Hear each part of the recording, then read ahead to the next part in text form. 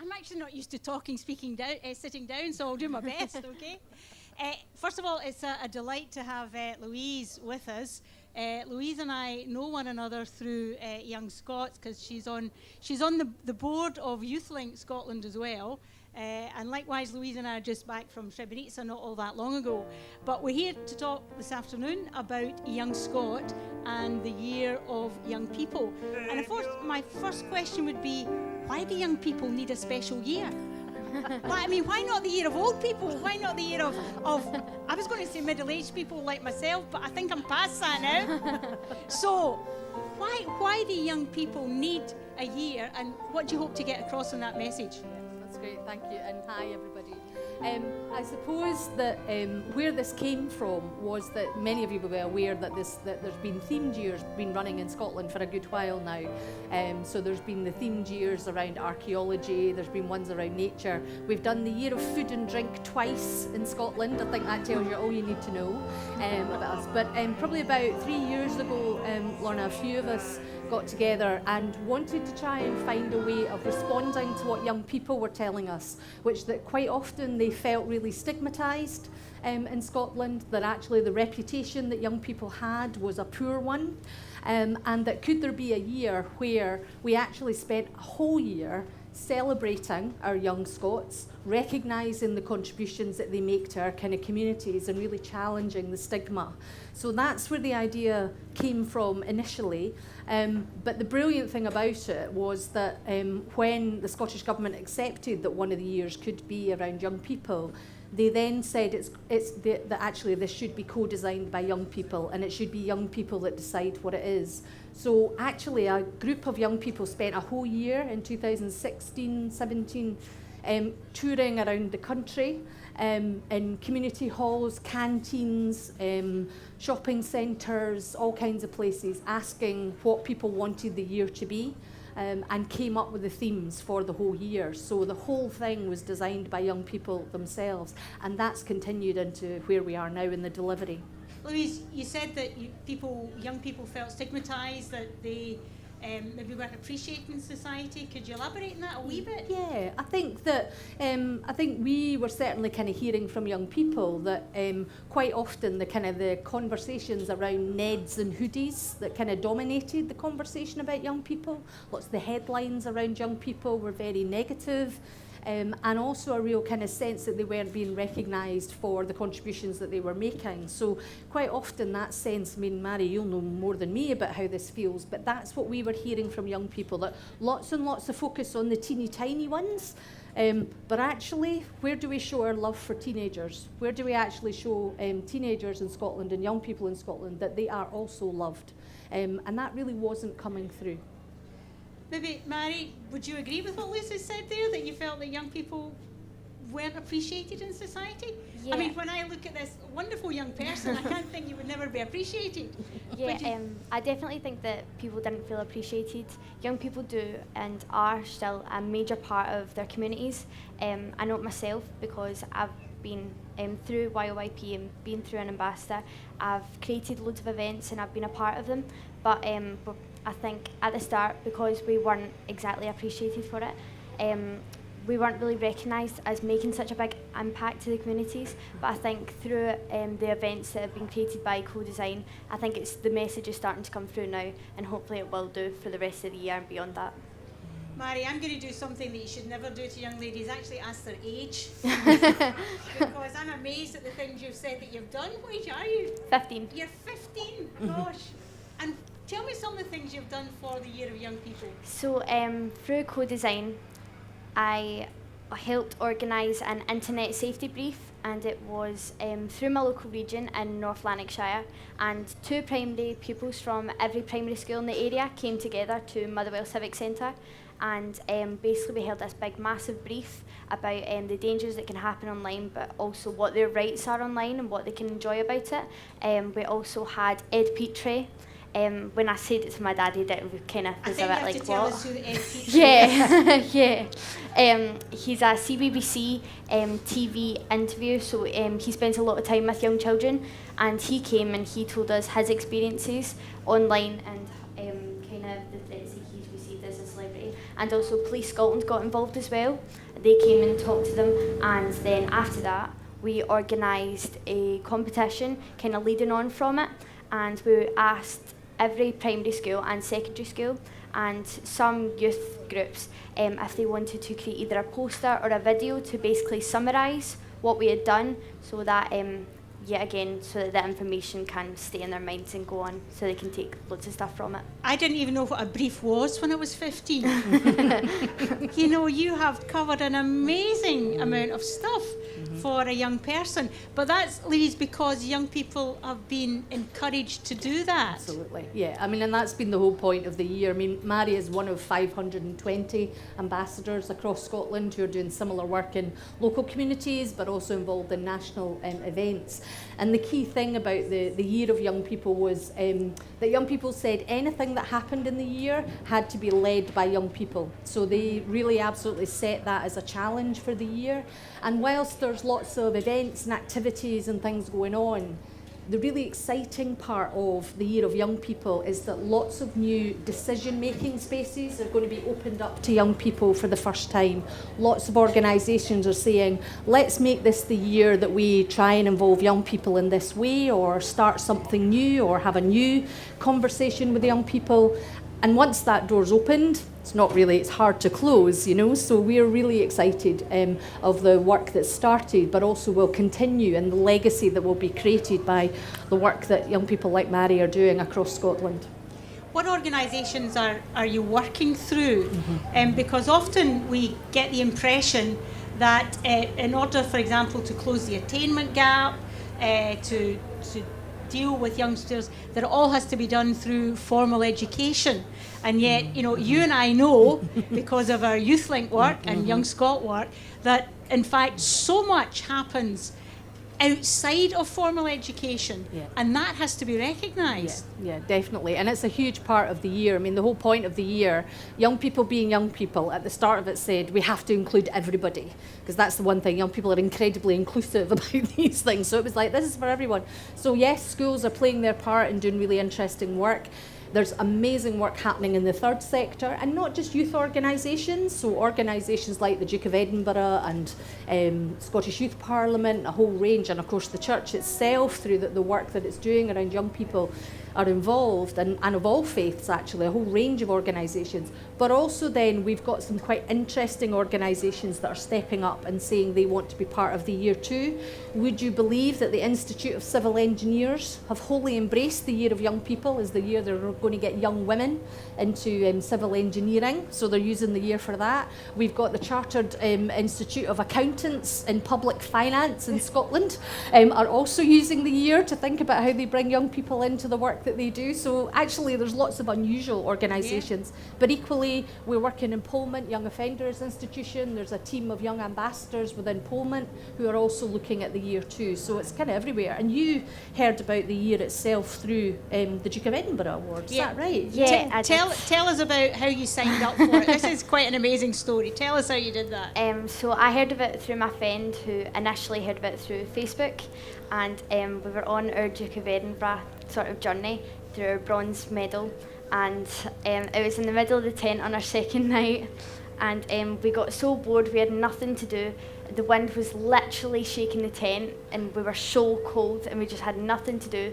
And then my friend Lucy, she just started talking about the Year of Young People and all the opportunities that's starting to come up, and we had nothing to do, so we signed up for it. It's great. And then as we went to the induction days, we found out more about it. Then we started to realise all the great opportunities it was opening up, not just for us, but for other people as well, for a variety of different ages. And yeah, really happy I got So you organised signed up with on it. a tent. Yeah, we just went on our phones, went on at the website, read a little bit about it, and then signed ourselves up. And it was a good surprise when we went to the induction day. On our way there, we were a bit like, oh, what have we signed up for? Maybe we should have read a bit more about it before we put our full details down, but no, really happy we signed up for it. It's opened such great opportunities for not just myself, but for other people. What do you hope to do at the end of this year? Is it a January to December year? Yeah, 2018. So what do you hope to do, Mary, at the end of this year? Basically carry on the legacy. I really hope that this year isn't just fully in this year, so after the December goes, people just forget about it. Hopefully our word is still there. Hopefully we can still create some events afterwards, just to, you know, refresh people's minds, but I really hope we can carry on the legacy. Yeah, And that would be the main theme that you want to get over. I think so. I think what we're kind of finding is that the year is an opportunity also for people to really take their time and reflect on the experience of being young in Scotland. We're having lots of conversations with adults who are kind of recognising that actually it is pretty tough being a young person right now. There's a kind of lot going on around the kind of the experience of being young, and the kind of the potential kind of future for young people. There are a lot of young people who feel very anxious about their future, that feel really kind of concerned about what's facing them. Louise, can you say what some of the things they're anxious about? So things like, so the kind of current kind of, one of the kind of couple of kind of things that really shocks me is some research recently with young people, comparing them with young people from 42 countries around the world, mainly kind of Western, Eastern Europe, and but also Canada. And it found that most young people, it was about their well-being and about their confidence and so on. Most young people in Scotland on a par with the other nations until about the age of 11. By the time they reach age 15, it's gone off a cliff. Actually, young people in Scotland, their well-being is actually significantly poorer than other countries. And in particular, for young girls, 15-year-old girls, in Scotland, only 4.2% of 15-year-old girls in Scotland said they ever felt confident at any point. Now, this was research from St Andrews University, and that chimes with what we learn. But also you've got a situation where young people now, lots of them, the prospect is into looking at the possibility of insecure work. The chances of young people owning their own home is pretty poor. And actually there's, we've got a trashed planet, and we've said they've got to fix it. And now young people are actually having to deal with Nazis. Do you know what I mean? And what do we say? We say, oh, it's their iPhones, isn't it? If only they'd put them away. And so there's something for me about, and maybe it's something for this event in particular, what this event is embodying, is actually really taking a moment to really think about what you as an adult permit in terms of how young people are treated. That sense of what you permit, you promote. So what is it that you're willing to let go, or where will you step up and call out the kind of poorer treatment of young people, or the kind of the things that are happening in young people's lives? Where is it that you can really make a difference in your own world, but also how can you be part of something bigger that really helps young people? And I think that's really important. So I'm certainly having much more thoughtful conversations around how we kind of engage and support our young people and what the experience of young people is in the year of young people. And I hope that that will be something that will continue both at this event and beyond, and then further as part of the legacy, that will be a much greater understanding and less of this kind of dismissal of young people, just, if they all gave up their avocados on toast and their turmeric lattes, everything would be fine. I mean, that's actually, but it's actually pretty insulting. You know what I mean? It's actually a pretty insulting and cruel thing to say to young people and about young people. So I really hope that, as well as the shift that will be made in communities, the doors and the spaces at the table that will be opened up, that Scotland will also engage in a conversation, and a much more thoughtful conversation about the experience of being young. What other things are planned for the year? I know there's a big event on the 30th of November. That might just be. Which you might just get an invite to. You might just. Yes, that's the Young Scot Awards. Thank you, Lorna. I wasn't expecting that plug, so that's very kind. But you've got other events coming up as well, haven't you? What have you got? So far, mainly my local region, we're organising 2 events. So one in Airdrie and one in Coatbridge. So in Coatbridge, we're basically holding a big, massive concert, and it's for local bands and artists to come through and basically show off their talent. And then the one in Airdrie is an outdoor event, so that will give young people an opportunity for camping, orienteering, basically learning about wildlife, the hazards of wildlife, what you should and what you shouldn't do, and also how to basically enjoy the outdoors instead of staying inside all day, yet again on their phones, talking to others, actually talk to them face to face and not have a digital conversation for once. Go out and enjoy the outdoors. Oh, a digital conversation, my goodness. Great. That's great. And that's just an example of, there are hundreds of those kind of local events. So wherever you're kind of travelled from in Scotland today, there will be local events happening that young people are involved in organising. Huge event in Dumfries and Galloway in a few weeks. They're holding Youth Beats. There's going to be 40,000 people there over 2 days. Scouts, guides, others are all organising events. Girl Guiding Scotland must get a positive mention because they're doing lots of great work, and also are doing Camp CEO this year, where they're getting the girls to camp out with female chief executives.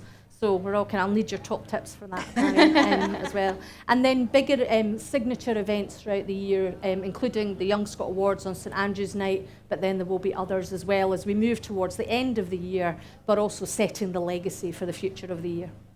What would you hope the legacy will be as we come to the end of that year? That's that year over, so we'll have another year of food and drink.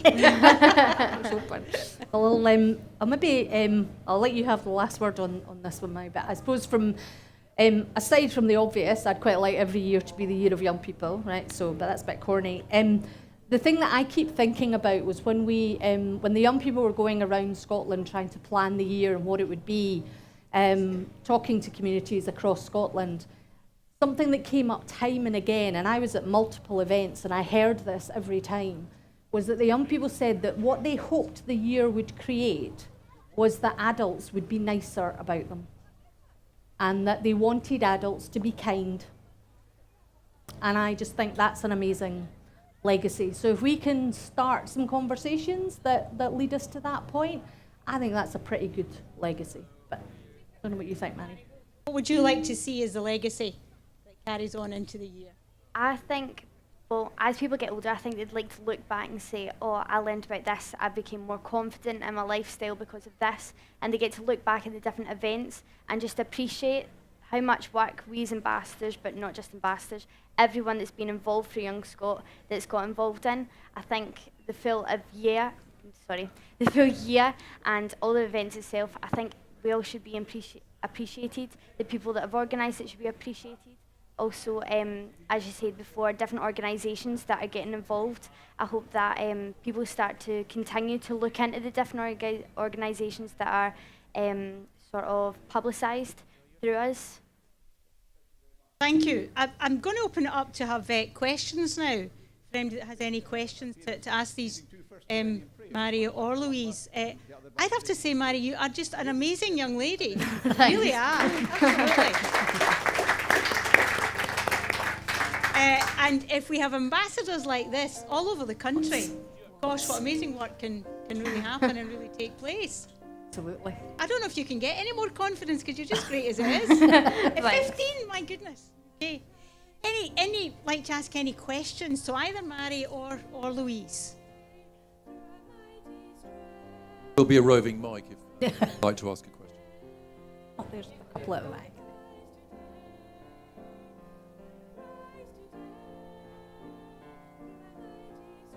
I came in beginning. I just drawn here. What saddens me, in our church, we don't have any young people, children, young people. I feel that in our church we're missing out because we don't have them. But we're losing the young people early, late. Almost like I need to go. Can you tell me if I was come from? Can you tell me if I'll come and speak to you? Because I personally don't have a because we can't relate to the young people. Well done in your work, but please help me out. Okay. Yeah, I mean, I would say, I mean, obviously there are some great examples from kind of churches across Scotland, and I think later on there'll be discussion on that. And I think there's also a youth tent here today as well, so absolutely kind of connect there. I'd also make contact with your local youth work team. So whatever local area that you're in, contact the kind of the local council and actually find out who your youth work team is, but also who are some of the main youth charities and organisations that are kind of doing work as well. And just start a conversation with them and kind of share the opportunities that you have and some of the things, or also kind of get involved in some of the projects that they're doing. Because sometimes it's about being alongside young people and going where they are rather than expecting them to kind of always come to you. So that sense of just finding out who's doing work in the local community with young people, that's, you know, and building those relationships. Everything's about relationships, right? So so actually building that up would be good. But you're involved in your local church, Mary, aren't you? Yeah, in my local parish, I've been volunteering there for about 7 years now. I'm now, for the past 4 years, I've been a senior altar server there. I'm really involved in my parish, specifically because the priest himself has came to our primary school since we were primary ones. We practically grew up with them, made relationships with them, and it's a really amazing thing to see, because we are such good friends with him, and the sisters get involved with us through our primary schools. But I think as a young person nowadays, our beliefs are constantly getting challenged and tested by other people and other people's opinions, who are, yet again, young people. So I think it's events like these that should be publicised throughout regions. So I found out about this through YOYP itself, so through my leaders. And I think if this was publicised, so if you even hear about it, you go to yet again your youth work that is being promoted through your local regions where you stay and stuff. If you do find groups, maybe even say, oh well, I've walked past this poster, I think young people should come and get involved with this, basically this event in particular, because for me personally, I feel like I can express my beliefs here, I can enjoy what I believe, I can enjoy my faith here. So I think even if you see anything, yet again, get in touch with the people around your region, get in touch with youth work groups and say, look, I really think this is a great opportunity for the young people that you work with to get involved here, because it really is a fantastic thing people are doing in events like this. I think, to be honest, the reality is in the Church of Scotland, in many ways, we took our young people for granted. You know, we just expected them to come through Sunday school, Bible class, youth associations. And certainly when I was moderator, that was one of the things I spoke out about, because I found we had one person in the Church of Scotland who had responsibility for under 18. One person. So we had no programmes, we had no events, we had really nothing that was happening. And when I retired and went into YouthLink, it was a huge learning curve for me to find out all the things that are happening up and down the country through the voluntary sector and the private sector, speaking to our youth. And we have to tap into that. We have to be involved to that and have, you know, people like Mary. And there are people up and down Church of Scotland as well. There are youngsters like Mary who will speak openly about their faith, but we have to engage with them, and it's about relationships. And one more question, I think, Eleanor. The roving mic is roving again, we roving hope. is mic. There you go, Alan. Don't break it, Eleanor. Thank you. I think it's following on from the importance of school chaplaincy there, Mary, and I'm glad you raised that. I'm a school chaplain. I'm not going to say where, but sadly this week, when I walked into the school were dealing with the aftermath of a primary 7 trying to commit suicide. And so that shows the necessity of school chaplaincy, of good relationships, and so power to the work that you're doing in this coming year and for the year of young people. On a rather more frivolous note, I wonder, Mary, if you were talking about your bronze Duke of Edinburgh. Yeah. I don't think Dr. Hood has her gold Duke of Edinburgh. Have you, Dr. Hood? And no, Miss McMahon. Miss McMahon does have her gold Duke of Edinburgh, which is why she's saying this. And so I wonder, Mary, if perhaps you could issue a challenge to the chair of YouthLink Scotland, perhaps to accompany the youth of today on just one day of a bronze walk. Yeah. I'm doing the walk on Tuesday up the Mounds. That'll be me. Don't listen to him. But yeah, the importance of school chaplaincy. You made that big point about school chaplains. Yeah. And that was an important part of my ministry as well. Yeah. And sometimes we undervalue the work that school chaplains do, and we just expect it to be part of a parish minister's workload. But it is a really valuable relationship. And again, it's just that back to that point about relationships, and actually kind of that sense of being alongside young people as they are kind of growing up and as they're making transitions into young adulthood. So it's incredibly important. Yeah. I think it's one more. One more. One more question. No. And we're cool. Half a hand. Okay. Well, you did ask. I'm a Church of Scotland minister, and we used to have lots, well, when I say lots, I mean about 14 or 15 young people, and they were superb. And just the last couple of years, whoop, they've disappeared off the face of the earth. Now, I know some of them, the pressure that's on them, they're having to work on Sundays, and they're at university, they're scattered, they're all over the place. How do I keep in touch with them? Because I'm more concerned, we're concerned for young people any age. But I don't know if you still count them over 20 as young. I think they're still young, and I think that's a vital age. How can I do it? 15-year-old lassie, tell me. Well, I think the ages of young people can vary from 11 to 26. As YYP ambassadors, we've got we have one ambassador that's aged 27 that I know. I'm quite good friends with her, and we've got young children also from the ages of 8. And we do come together and we do bring our ideas together. But I think that question, it genuinely is very hard because young people, as we said, they do have different beliefs, they do have different opinions. So I think bringing them together is specifically really hard. I'm just trying to think through my experiences. Yet again, it all does come down to relationships. So it is through other connections as well. So even saying to a grandparent or a parent, we've got this involved if you do hear of any. But word does spread, especially through where I'm from. So I'm kind of in the middle of Coatbridge and Airdrie, and everyone knows everyone. And it's just a bit of word spread. So if you tell someone, that someone will be like, oh, have you heard of this? And that will sink through and it will come together. So I think a major part of it is getting the word out, really. A major part. Yeah. Get the word out, Mrs. McCool. Yeah. And keep inviting them to things, even if Sorry? they can't come, One last one, somebody else? Okay.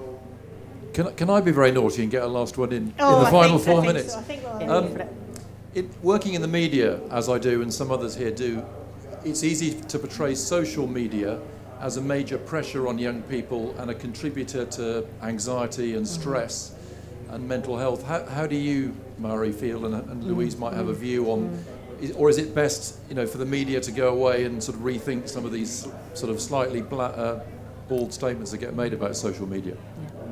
I think that some areas, social media in general, people do look at it as if, right, okay, children shouldn't do this, young people shouldn't do that, but I'm a part of a 5 rights organisation, and basically we look at young people's rights to internet, so what they can genuinely enjoy about it, not just what they can and can't do, but what they can enjoy about social media. So we're really trying to get that message out there. Different factors of social media, I think, that do create anxiety. Looking at other people, wishing they were like that. Looking even through Instagram, I think, is major impact towards it. Not just Facebook, not just Twitter, but definitely Instagram. I know they do pay people. They're called Instagram models, and basically they show off how good their life is. They show holidays. They show the food they can buy. I necessarily do not follow those kind of Instagram models because I really don't see the point in trying to get other people's self-esteem down. I think people should focus on their own lives, focus on what's enjoyable about their own lives, and I think that message really needs to get out there. So I think the media should come back, maybe do, there has been loads of articles, but they haven't been publicised yet again. Even getting local schools in touch. When I done the internet safety brief, Loads of primary sevens came back wanting to talk to us, saying how they thought it was really good. So if more things like that were expressed through local regions, I think that'd be really good for young people. And it's worth, good for you. Yeah, absolutely.